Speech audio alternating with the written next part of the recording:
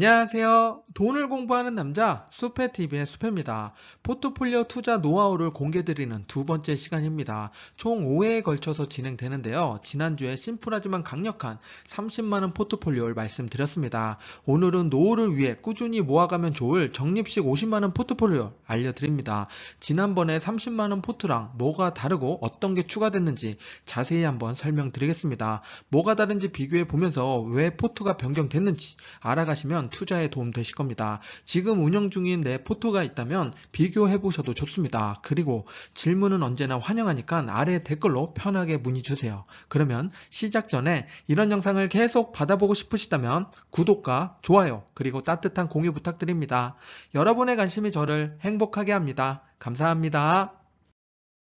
포트폴리오를 보기 전에 구성 단계를 보겠습니다. 포트폴리오를 꾸밀 때 각각의 레벨이 있는데요. 0단계를 보면은 우선 주식에 투자하는 단계, 주식만 투자하는 단계를 0단계라고 이야기합니다. 내가 느낌 가는 대로 투자하거나 혹은 몰빵을 했을 때 이 단계죠. 이거는 포트폴리오의 개념이 절대 들어가지 않습니다. 그래서 이건 좀 위험한 투자일 수 있고요. 그리고 두 번째, 1단계는 주식과 현금을 일부 비율을 놔두고 투자하는 단계인데요. 이건 그나마 낫습니다. 그래서 주가가 하락했을 때 현금을 더 투여할 수 있는 여력이 있죠. 이거는 타이밍 매매를 해야 되는데 이렇게 되면은 내가 타이밍을 맞출 수 있을까? 그거에 대한 의문을 한번 던져봐야 됩니다.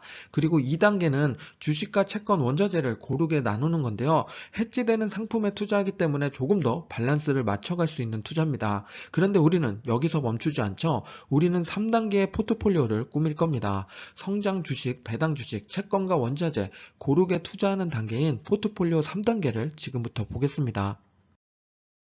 50만원 포트폴리오 구성을 보겠습니다. 성장주의 30%, 배당주의 50%, 채권과 원자재의 20%를 투자하겠습니다. 50만원을 가지고 투자하면 오른쪽처럼 금액이 나오는데요. 저는 안정적인 투자를 원하기 때문에 배당주의 50% 포지션을 놨습니다. 하지만 나는 좀 더 공격적으로 하고 싶다 하시는 분들은 성장주랑 배당주의 포지션을 변경하셔도 됩니다. 그래서 성장주의 50%, 배당주의 30% 가져가셔도 되니까 본인 성향에 맞게 투자를 하시기 바랍니다.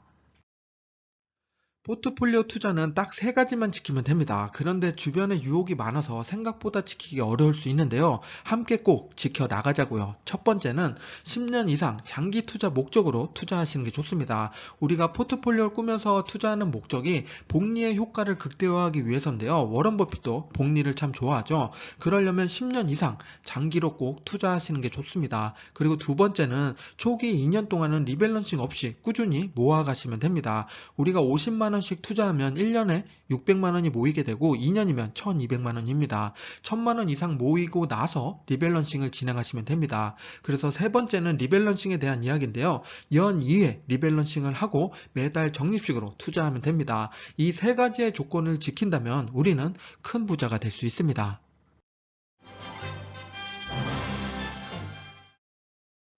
지금부터 50만원 포트폴리오 종목을 하나씩 보겠습니다. 첫 번째는 나스닥을 담은 QQQM입니다.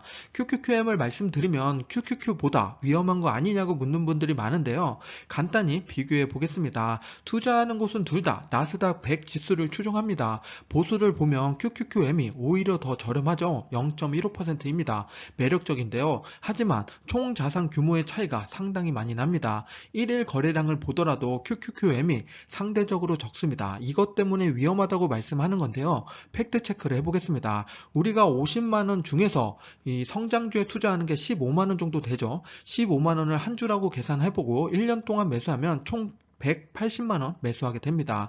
QQQM의 1일 거래량이 16밀리언 달러인데 원화로 계산하면 181억입니다. 우리가 1년 동안 넣은 돈이 QQQM의 하루 거래량의 0.01%밖에 되지 않습니다. 우리가 매도할 때 힘들까요? 매도하기 힘들어지려면 적어도 1일 거래량의 1%는 돼야 되는데요. 그거는 1.8억 정도 됩니다. 그래서 QQQM도 큰 자산 규모를 갖고 있기 때문에 우리가 굳이 마다할 필요가 없습니다. 오히려 보수가 낮으니까 QQQM을 선호하는 게 좋습니다. QQQ랑 QQQM이 조금 다를 수 있다고 생각하시는 분이 있을 것 같아서 차트까지 가져왔는데요. QQQM이 상장한 날 이내로 같이 주가가 움직이는 걸 볼 수가 있죠. 나스닥 100 지수를 추종하기 때문에 다른 기업에 투자하는 게 아니라 같은 기업에 투자합니다. 그래서 동일한 지수에 투자하는 ETF라고 보시면 됩니다. QQQM의 기본 정보를 보면은 2020년 10월에 상장을 했습니다. QQQ가 비싸니까 못 사는 분들을 위해서 상장을 했는데요. 작년 10월에 상장한 것 치고는 자산 규모가 상당히 큰 편입니다. 1빌리언 달러죠. 보수는 0.15%, 투자 기업은 103개 기업에 투자하고 있습니다. 6개월의 차트를 보더라도 역시 우상향을 잘 그리고 있죠. QQQM ETF가 투자하는 기업 탑10을 보겠습니다. 미국의 기술주에 포커스를 맞춘 투자라고 보면 되는데요. 시총 대비 투자하기 때문에 애플이 1위로 11%의 비중을 차지하고 있습니다. 최근에 마소가 많이 올라와서 9.8%의 비중을 차지하고 있고요. 그 뒤로 보면 아마존, 구글, 페이스북, 테슬라, 엔비디아 등 미국의 IT 공룡 기업들이 모두 모여 있다고 보시면 됩니다. 두 번째는 미국 우량한 고배당 기업을 모아둔 VYM입니다. 제가 좋아하는 ETF 중에 하나인데요. 상장일은 2006년 11월이고 총 자산 규모가 37.6빌리언 달러입니다. 규모가 상당히 크죠. 보수는 0.06%로 저렴한 편입니다. 배당률은 2.79%고 투자하는 기업 수는 414기업에 투자하고 있습니다. 오른쪽에 6개월간의 차트를 보더라도 역시나 우상향을 잘 그리고 있죠. 최근에 주가가 좀 내려왔는데 바닥을 찍고 다시 올라가고 있습니다. VYM이 투자하는 414개 기업 중에 탑10 기업을 보겠습니다. 보시면은 JP 모건, 존슨앤존슨, 홈디포, P&G, 뱅크 오브 아메리카, 컴캐스트, 엑슨모빌, 인텔, 버라이즌, 시스코 시스템이 있습니다. 지금 보시면 배당주로 유명한 친구들이 여기 다 모여 있죠. 그 중에서도 금융과 헬스케어가 많이 포진되어 있다고 보시면 됩니다. 앞에서 설명드린 두 개의 ETF는 기술 성장주랑 금융, 헬스케어, 소비재를 말씀드렸는데요. 뭔가 빠진 것 같죠? 배당주에 빠지면 안 되는 부동산입니다. VNQ인데요. 이 ETF는 30만원 포트에서도 말씀드렸습니다. 04년 9월에 상장을 했고 총 자산 규모는 42빌리언 달러입니다. 보수는 0.12%로 그래도 낮은 편에 속하고 배당률은 3.12%좀 높은 편이죠. 그리고 6개월간의 차트를 보더라도 역시 우상향을 잘 그리고 있습니다.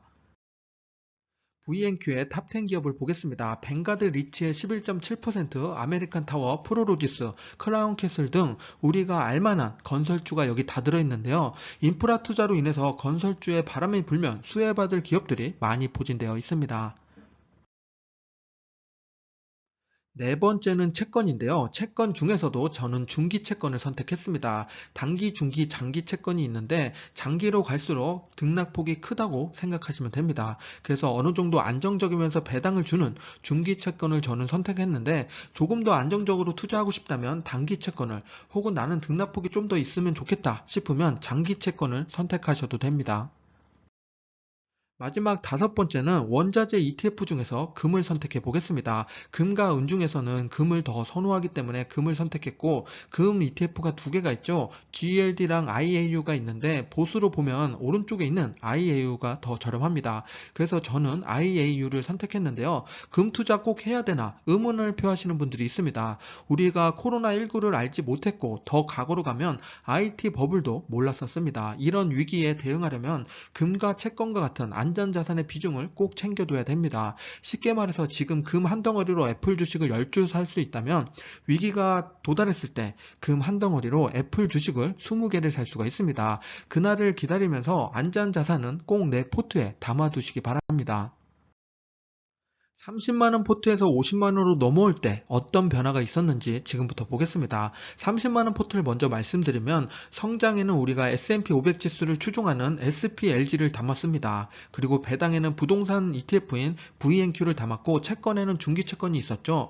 이렇게 세 개를 심플하지만 강력하게 담았었습니다. 50만원으로 넘어오니까 변경된 것도 있고 그대로 온 것도 있는데 그대로 온 걸 말씀드려 보면은 우선 배당 ETF인 VNQ 부동산은 그대로 가지고 왔고 채권 ETF, 중기 채권도 그대로 가지고 왔습니다. 여기서 성장 ETF가 좀 변경이 됐죠. S&P 500 지수를 추종하는 친구에서 우리가 나스닥 100 지수를 추종하는 QQQM으로 변경을 했습니다. 조금 더 공격적으로 성장주에 투자를 포커스를 맞춘 거죠. 그리고 나서 배당주에도 조금 더 힘을 줬는데요. 배당 쪽에는 금융과 헬스케어를 담은 VYM을 넣었습니다. 그래서 좀 더 세퍼레이트 되게 분산되게 투자를 했습니다. 그리고 원자재 쪽에는 우리가 금 ETF를 추가를 했습니다. 기존에는 채권만 넣었었는데 조금 더 다양한 포지션을 가져가기 위해서 원자재 쪽인 금을 선택을 했습니다. 이렇게 해서 조금 더 다양한 포트폴리오를 구성을 했습니다.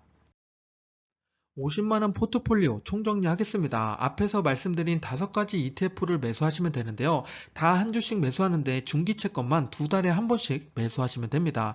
채권의 등락폭은 그렇게 크지 않기 때문에 2달에 한 번 매수하셔도 상관없습니다. 그렇게 매수하시고 나면 지금 원화 기준으로, 환율 기준으로 50만 1116원인데요. 환율의 변동폭에 따라서 조금씩 변경될 수 있습니다. 이게 50만원 넘어가면 어떡해요? 라고 말씀하시는 분이 계시는데 50만원 넘어가면 조금 더 절약해서 투자하시길 권장드립니다. 투자금은 많으면 많을수록 나중에 우리한테 오는 행복이 크니까 꼭 맞춰서 투자하시길 권장드립니다. 지금까지 수피였습니다. 감사합니다.